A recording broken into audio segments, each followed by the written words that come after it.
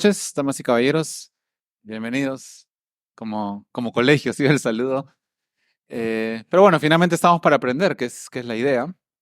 Y como decía Janet, nosotros en Nueva Acrópolis solemos tener varios temas de diferente índole, con diferente aspecto enfocado.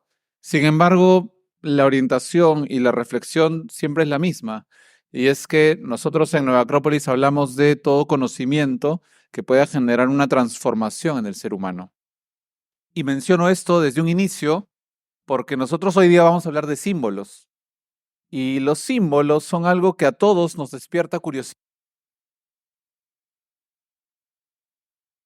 O la idea de esta charla en esta noche es que ese interés vaya más allá de la curiosidad, vaya más allá, esa mente inquieta que se ve llamada, que se ve atraída por estos símbolos, por estos elementos, y que pueda realmente cumplir su función, porque cuando nosotros en Nueva Acrópolis de los símbolos, hablamos de un lenguaje que es un lenguaje que probablemente tengamos que aceptar que hoy por hoy se ha perdido, que es el lenguaje del alma. ¿De acuerdo? Quiero que grabemos esta frase para todo lo que queda de la charla de hoy, de la charla del domingo, que también tenemos la segunda parte. Los símbolos son el lenguaje del alma. Los símbolos tienen la capacidad de hablarle a una parte de nosotros que no es solamente la razón, que no es solamente la emoción. Los símbolos, los símbolos tienen la posibilidad y fuerza de hablarnos al interior, de hablarnos a una parte de nosotros que puede percibir un mundo invisible. Esos son los símbolos y es así como nosotros los queremos entender esta noche. No solamente como imágenes que nos llaman la atención, no solamente como imágenes que son poderosas, sino profundizar en ese poder, queriendo profundizar en eso que nos dice el símbolo, sin que ninguno de nosotros sea un experto en simbolismo. ¿De acuerdo? Entonces, hemos dividido la charla de esta noche en dos partes. La primera, vamos a revisar todos los símbolos que tienen que ver sobre el destino o que nos puedan hablar sobre el destino. Y en la segunda van a hablar sobre los símbolos de poder. ¿De acuerdo? Bueno, empecemos con hablar del destino. Empecemos con hablar del destino. Para entender, para entender un poco los símbolos que les he traído esta noche, lo primero que tendríamos que hacer es ponernos de acuerdo en más o menos saber o quizás estar alineados en a qué nos referimos con destino. ¿A qué le llamamos destino? ¿Qué es para nosotros el destino? Más allá de una palabra que a veces incluye fatalidad, una palabra que a veces incluye imposibilidad de hacer, ¿no es cierto? Entonces, ¿qué cosa es el destino? ¿Está escrito? ¿No está escrito? ¿Existe? ¿No existe? ¿Lo podemos construir nosotros? ¿Es inevitable? Son preguntas filosóficas, fíjense. Son preguntas filosóficas. Y lo bonito de este tema es esas preguntas desde el fondo de nosotros, cuando uno se cuestiona sobre la vida, cuando uno se cuestiona sobre lo que le está pasando, cuando uno tiene esas pausas en la vida en donde dice, necesito pensar un poco sobre mí, sobre mi destino, sobre mi vida, muchas veces las palabras no alcanzan. Y como vamos a ver ahora, los símbolos responden. Porque si las preguntas son con el alma, las respuestas del alma. Estamos a veces angustiados, cuando estamos a veces en un momento muy tenso, ¿acaso no vamos, por ejemplo, a ver un atardecer, a escaparnos un ratito a la naturaleza? ¿Qué estamos haciendo? No estamos hablando desde el alma, no estamos recibiendo información hacia el... Porque uno va a pensar sobre sus problemas. Probablemente sí reflexione, probablemente piense un poquito y les dé algunas vueltas, pero principalmente, y quizás no nos hemos dado cuenta, pero lo que se genera es un efecto de recepción de algo. Es decir, uno está frente al atardecer,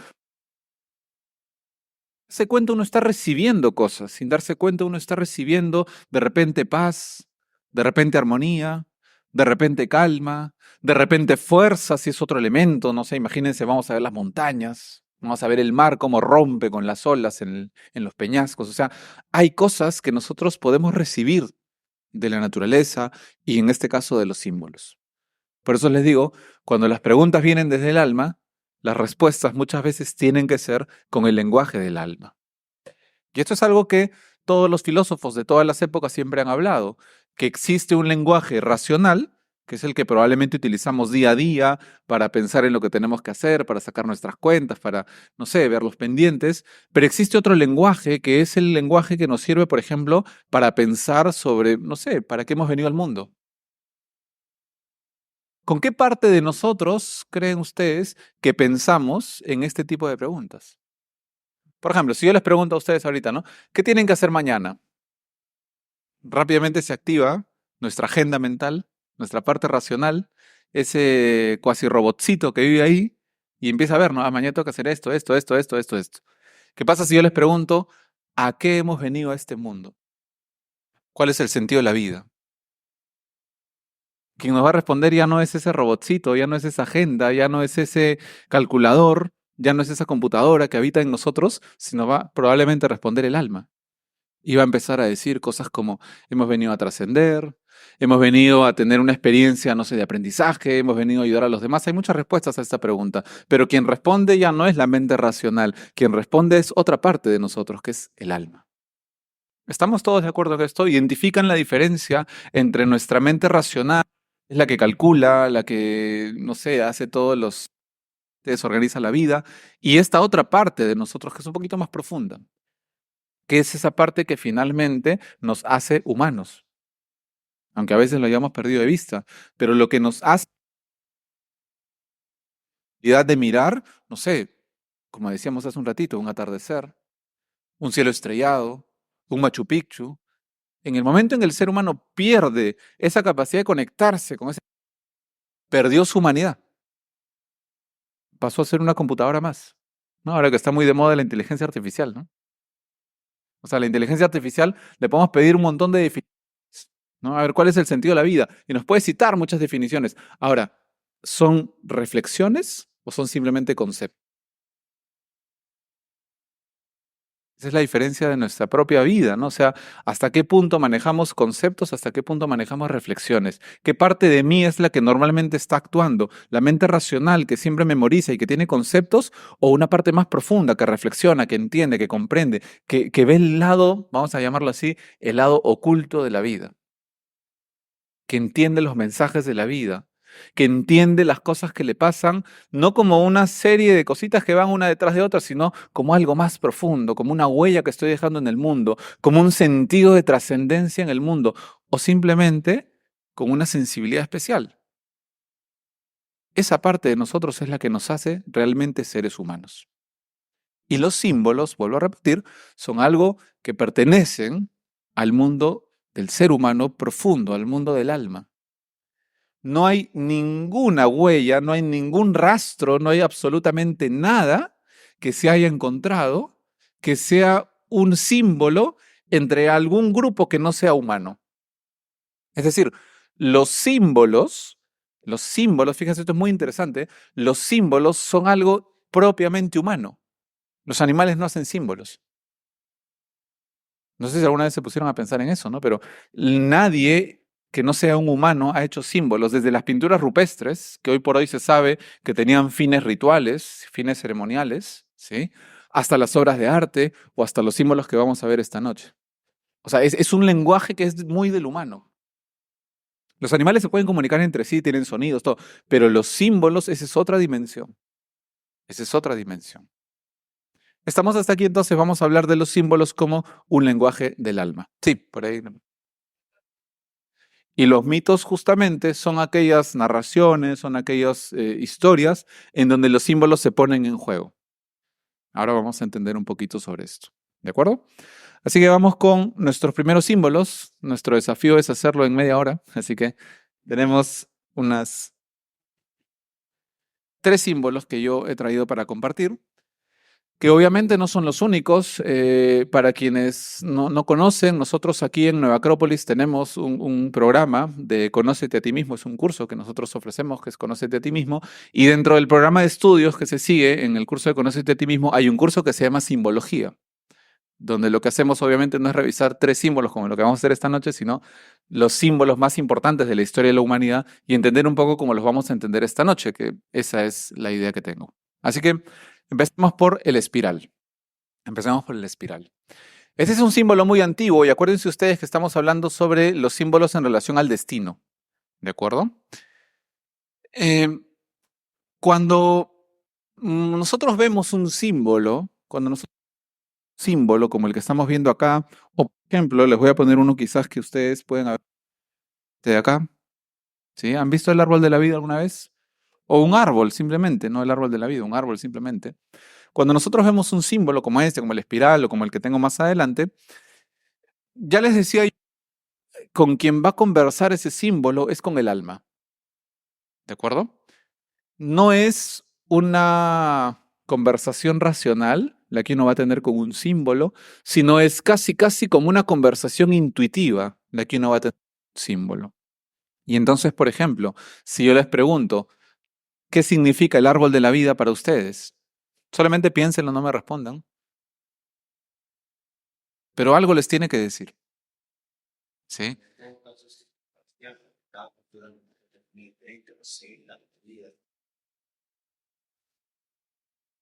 Sí, tal cual. O sea, los símbolos están muy amarrados a veces a la cultura, al lugar. Sin embargo, también vamos a encontrar que hay símbolos universales, como el caso que estamos viendo, ¿no? Acá estamos hablando del árbol. ¿Ya? En otras culturas hablaremos del árbol, por ejemplo, como el sefirot, entre la tradición judía. Hablaremos de un árbol de las Hespérides, como en el mundo de los griegos, pero el árbol siempre ha estado. Entonces ahora vamos a ver por qué. Lo que les decía es que no es casual que entre la vida de los seres humanos siempre hayan habido símbolos. Y también les decía que cuando uno símbolo, así no sepa mucho de simbología, así no tenga mucha información sobre los símbolos, siempre nos dicen algo. Como les digo, van a la intuición del ser humano, van a una parte un poquito más sensible del ser humano. Claro, una persona, desde la razón, ¿qué cosa ve acá? Un árbol, y ya está, ¿no? Es más, ni siquiera un árbol, una moneda, ¿no? Y ya está, ¿no? Y podríamos decir es bonita, es negra, mira, tiene un buen tallado. Si la miramos desde esa otra parte de la que hablábamos, ¿qué les dice este árbol? ¿Qué nos habla? Porque los símbolos hablan. ¿Qué nos dice un árbol? Cuando ven un árbol, no sé, en un jardín, en un bosque. Vida, abundancia, ¿sí? O sea, fíjense que si empezamos a mirar, porque esta es la mirada filosófica, cuando empezamos a mirar con profundidad, un símbolo nos empieza a abrir puertas. Y nos empieza a abrir puertas, digo, porque nos empieza a conectar con ideas invisibles, con ideas superiores. Y entonces sí, un árbol es abundancia, un árbol es, no sé, fuerza, un árbol también, fíjense, tiene raíces, un árbol tiene frutos, un árbol tiene un proceso de transformación, la forma que tiene el árbol es de crecimiento hacia arriba. O sea, hay muchas, muchas ideas que podemos sacar de un solo símbolo, sin saber nada de simbología. Por eso les digo que los símbolos son intuitivos. ¿Y cómo serán de intuitivos que a los seres humanos desde siempre nos han llamado la atención? Hay gente que se tatúa símbolos sin saber qué significan. Porque son bonitos, porque me atraen, no sé, me llama la atención esta cruz egipcia, este símbolo celta, esta cruz druida. O sea, hay una suerte de conexión invisible con los símbolos, salud. Hay una suerte de atracción por el mundo simbólico. ¿Y por qué es esa atracción? ¿Por qué nos llaman tanto la atención los símbolos desde siempre? Porque tienen la capacidad de conectarnos con ideas muy potentes y que no están en este mundo, que pertenecen al mundo invisible. Cuando ustedes quieren expresarle un amor a su madre, ¿qué le dan? ¿Qué le regalan? ¿Una lavadora? Ya no, ¿no es cierto? No, no, o sea, ¿qué le regalamos? Una flor, una rosa, un poema, ¿no? Racionalmente, ¿qué es eso? Racionalmente. Racionalmente es una planta. No, racionalmente es una flor. Racionalmente es una flor. Nada más. Ahora, con el ojo del símbolo, esta flor expresa, fíjense, ¿no? La pureza, la delicadeza, el amor, la pasión, la belleza, ¿no? Y empezamos a jugar con los colores, con las formas, pero fíjense cómo los símbolos nos permiten entrar a una dimensión más grande que solamente la razón. Porque a través de los símbolos es como nosotros los seres humanos entramos en conexión con esas grandes potencias, los sentimientos, los ideales, las banderas, los himnos, la poesía, las flores, los colores, todo eso nos conecta con ideas grandes.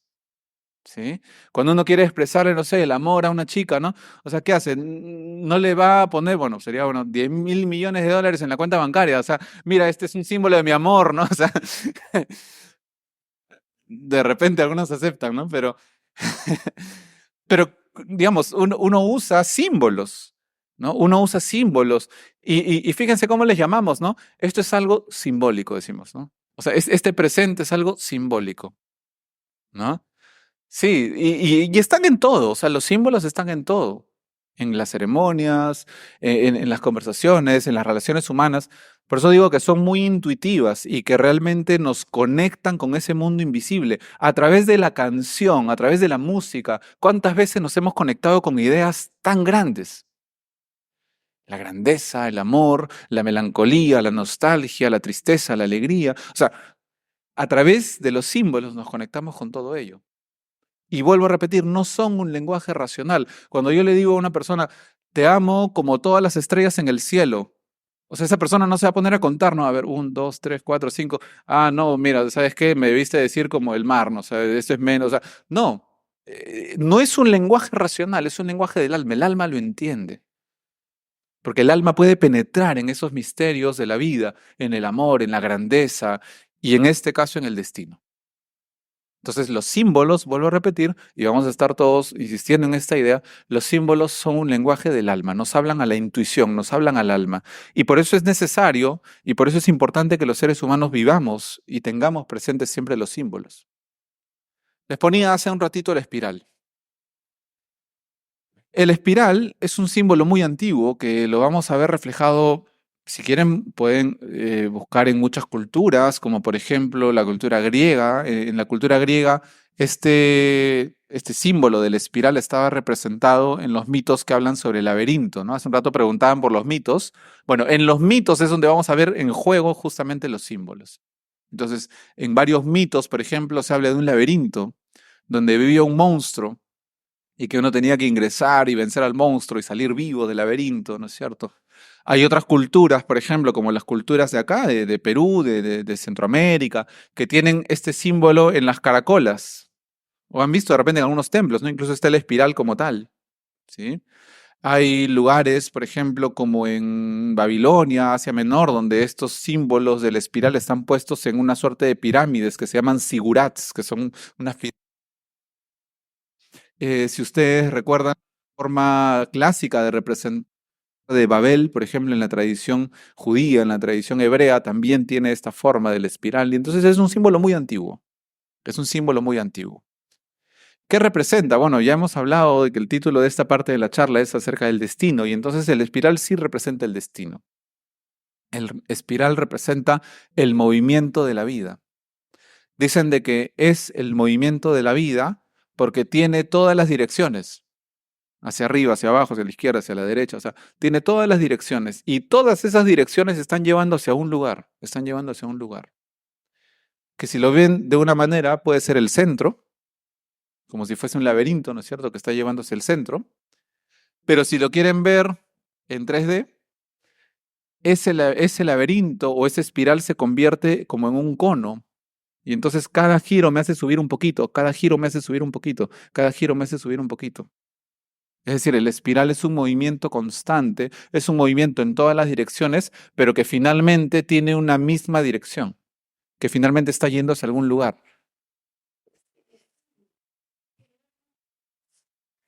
Por un caso de la mitología griega, se podría interpretar tal vez como un caos. Y en realidad lo relacionamos con la vida, porque en la vida es el caos, en la cual debemos, ¿no? Sí, Pero sí. O sea, el laberinto, como digo, es el movimiento de la vida. El movimiento de la vida, ¿cuántas veces nos ha parecido? inentendible, ¿no? Porque a veces la vida parece que va por acá y de pronto gira para allá, y de pronto ya no, y gira por acá, y nos estamos acostumbrando y gira, y uno no se da cuenta, pero si ustedes empiezan a mirar su propia vida, esos movimientos que a veces han parecido un poco inexactos, que a veces han parecido un poco caóticos, los están llevando a algún lado. Las personas que ustedes son hoy día, las decisiones que han ido tomando en el tiempo, esos movimientos aparentemente tan inconexos, los han llevado a algún lugar, los han puesto en algún lugar. Cuando uno entiende ese tipo de cosas, uno empieza a entender el símbolo del laberinto. Ahí hay una pregunta también. Sí, creo que no es parte de cómo se ha construido el Access, Sí, ¿no? Y bueno, hablando de términos económicos, la tierra es pobre porque está en la parte más externa, ¿no? De la galaxia. así es, girando.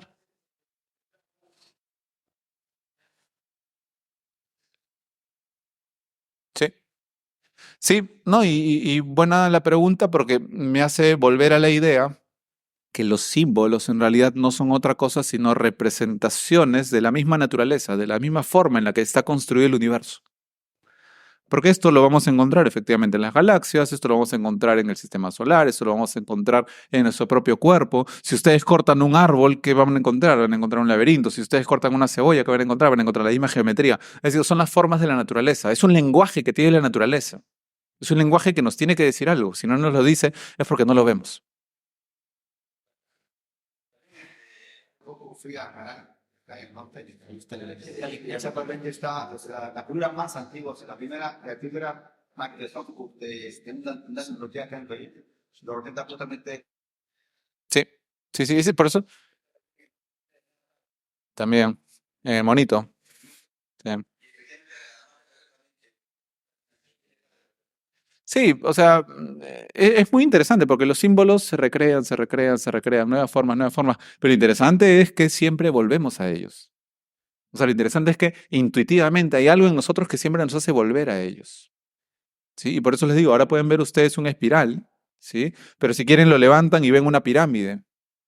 Si quieren, lo levantan desde el centro y ven una pirámide, y entonces el movimiento de la vida siempre será ascendente. Ascendente y hacia el centro, ascendente y hacia el centro. Ese es el movimiento de la vida.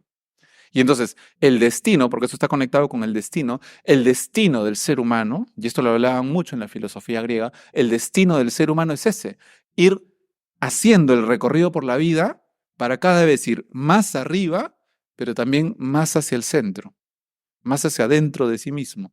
El mito que habla sobre estos laberintos griegos donde vivía un monstruo y que el héroe tenía que ingresar al laberinto y matar al monstruo, no termina en matar al monstruo. El mito termina en que el héroe tiene que saber salir del laberinto. Y ahí vamos a encontrar una idea más sobre el destino y sobre el laberinto o sobre la espiral, que es el camino hacia adentro de sí mismo. Es como un camino hacia adentro de sí mismo. ¿Sí? Porque caminar dentro de sí mismo, conocerse a sí mismo, hacer un viaje hacia el interior del ser humano, sí o no, que a veces es un poco caos. ¿Sí o no? Que a veces uno puede entrar y se termina perdiendo en el laberinto. ¿Cuántas veces nos hemos quedado reflexionando sobre algún problema, pensando en algo sobre nosotros mismos y de pronto terminé pensando en otra cosa? Terminé, no sé, imagínense, ¿no? Estaba empezando a reflexionar sobre mi vida, sobre las cosas que iba a hacer y de pronto terminé pensando cómo hubiera sido si hubiera aceptado esa decisión. O sea, me perdí y me quedé atrapado en el laberinto. Es decir, el conocimiento de sí mismo es ingresar en uno mismo, pero también saber salir.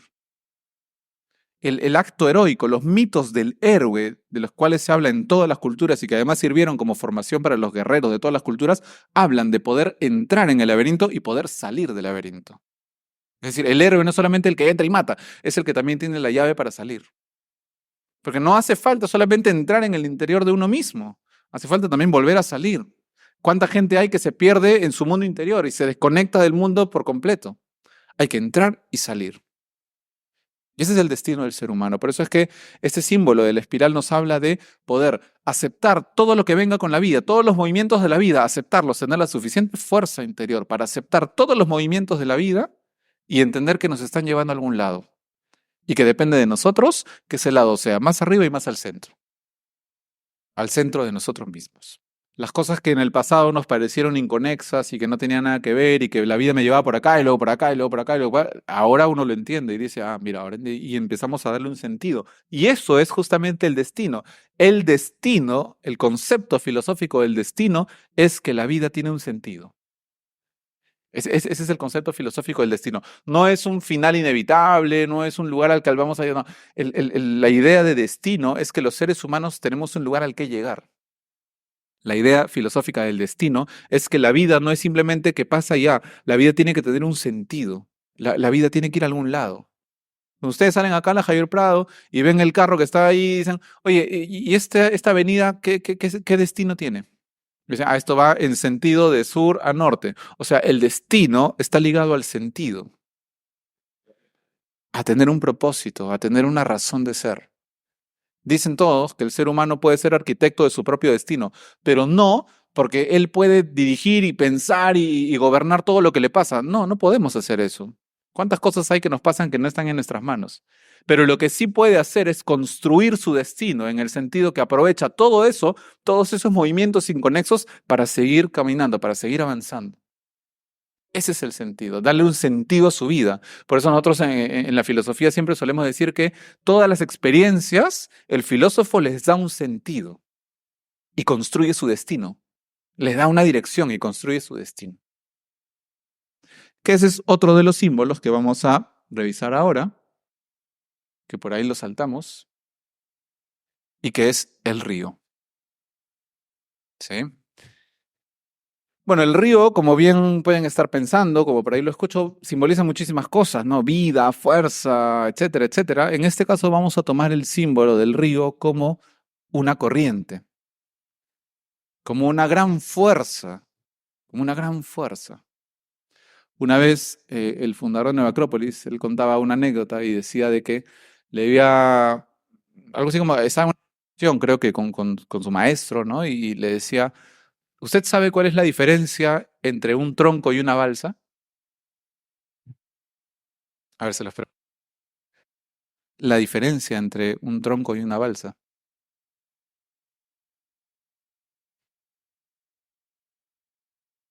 O sea, si los soltamos a ambos en el río, ambos van a ir en la misma dirección. La diferencia es que la balsa va a poder navegar en el río y el tronco simplemente el río se lo va a llevar. Los dos van a llegar al mismo lugar, probablemente. La balsa llegará al tronco.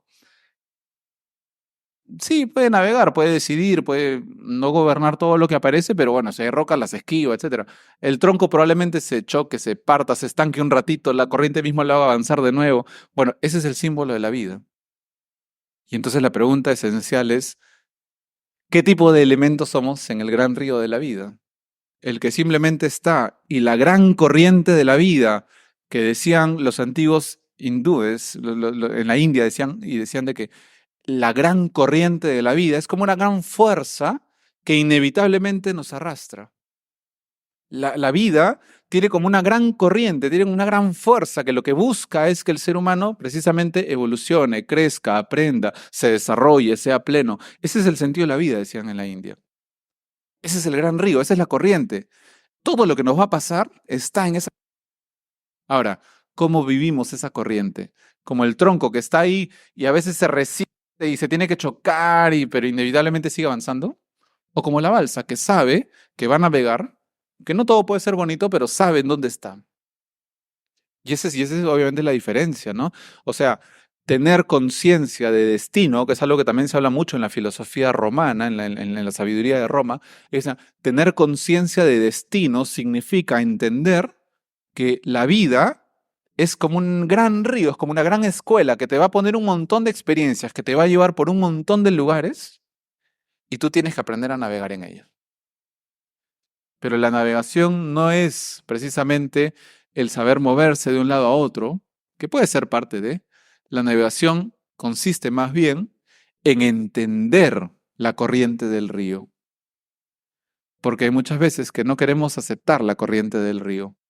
Y cuando la vida o el río nos trae una dirección, nos trae una corriente, y la vida nos está diciendo por todos los lugares, es por aquí, uno no no acepta, uno reniega, uno quiere ir en contra del río, uno se agarra a la roca como el tronco que se queda ahí estancado hasta que igual la corriente se lo lleva.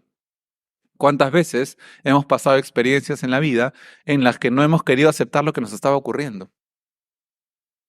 En las que no hemos querido aceptar que estamos en un gran río que es la vida y que la vida tiene una dirección. Y nadie ha dicho que esa dirección tenga solamente corrientes mansas y bonitas, va a haber de todo. Pero ahí viene la sabiduría de entender el destino, entender la vida como un gran camino de aprendizaje y estar dispuesto a aceptar todo lo que con ello venga o simplemente ser como el tronco que me resisto y ya, bueno, por fuerza tengo que avanzar. Sí, bueno, todo depende de cómo la vivamos. Y ahí viene la diferencia, y voy a aprovechar en decirlo de una vez, que nos estamos quedando cortitos con el tiempo. El destino o construir el destino no quiere decir, y lo voy a volver a repetir, no quiere decir que uno tenga en sus manos el gobierno y el control sobre todo lo que vaya a ocurrir. Eso es inevitable, o sea, eso no lo podemos hacer. ¿Quién puede controlar todo lo que le pasa en la vida? Ahora, diríamos entonces, el destino ya está escrito y uno tiene que aceptar la fatalidad del río. Tampoco. O sea, la sabiduría, y esto lo decía muy bien un filósofo que se llama Epícteto, la sabiduría consiste en hacer bien lo que está en tus manos.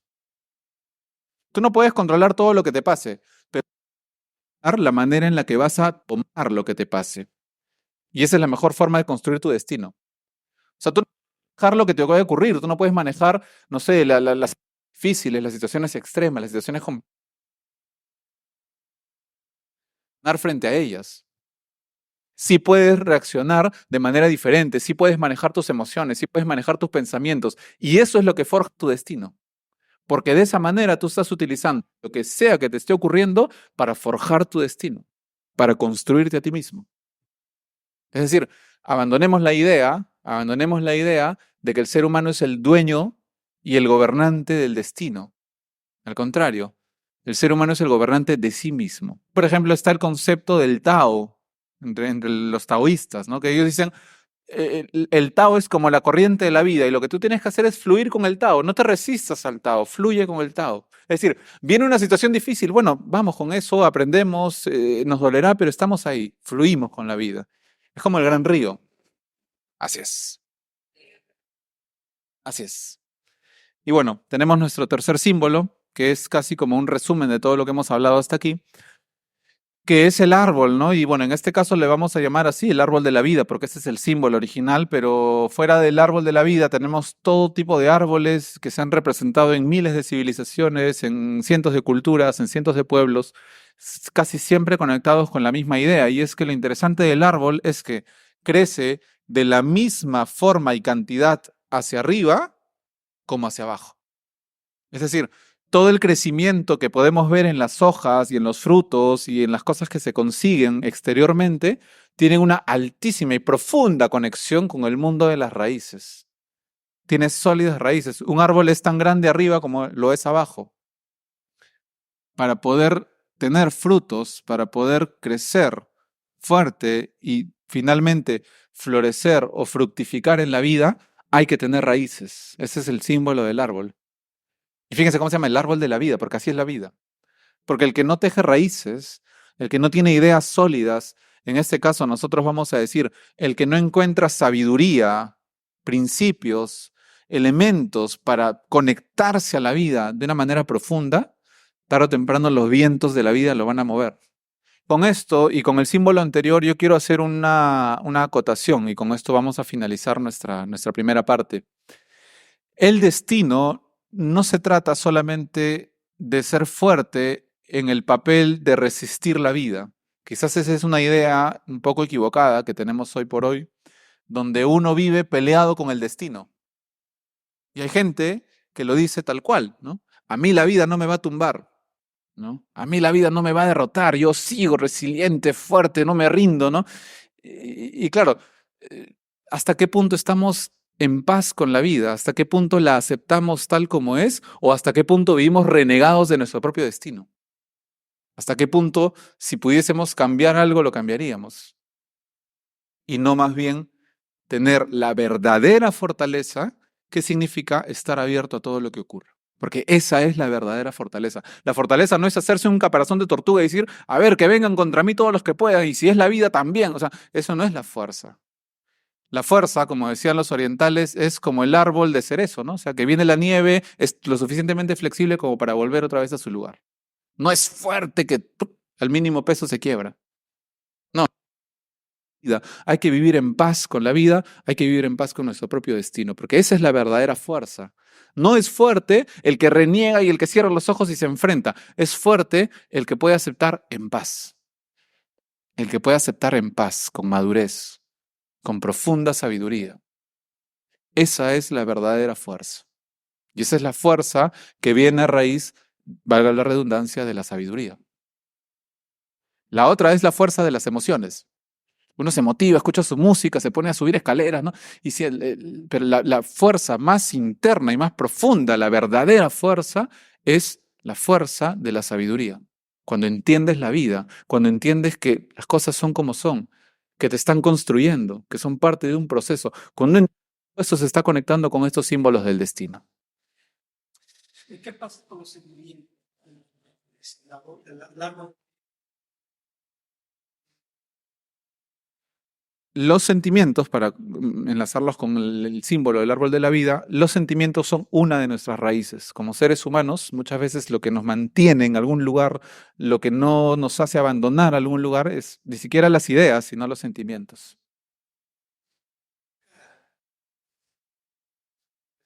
Esa es la frase de Nietzsche, justo me has hecho acordar, hay un filósofo alemán que se llama Nietzsche, que él decía, ¿no?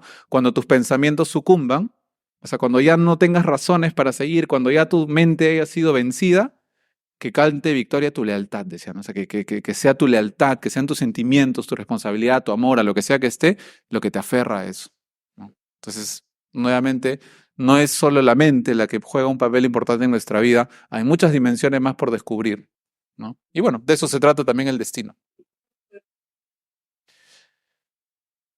Les diría fácil y rápido, metiéndose al curso de Conócete a ti mismo, ¿ya? Porque, porque es mi experiencia, porque es la verdad y porque finalmente es la vida, ¿no? O sea, la vida se trata de eso, la vida nos va a poner, o sea, no necesitamos ir a un lugar para que nos enseñen eso, porque la vida ya nos pone ejercicios y prácticas todo el tiempo, pero les digo esto de conocerse a sí mismo y en el fondo sí, la sabiduría que nosotros buscamos en Nueva Acrópolis es una sabiduría de vida, entonces es tener herramientas, es tener un acompañamiento para ir llevando la vida de esa manera, ¿no? Porque no es un trabajo intelectual. Sí, definitivamente, definitivamente. Sí. Bueno, nos quedamos cortos de tiempo, pero la segunda parte también es muy interesante porque vamos a hablar del poder, de los símbolos relacionados al poder. Así que lo dejo con Álvaro, que les va a contar qué viene a continuación. Bien, muchas gracias, buenas noches.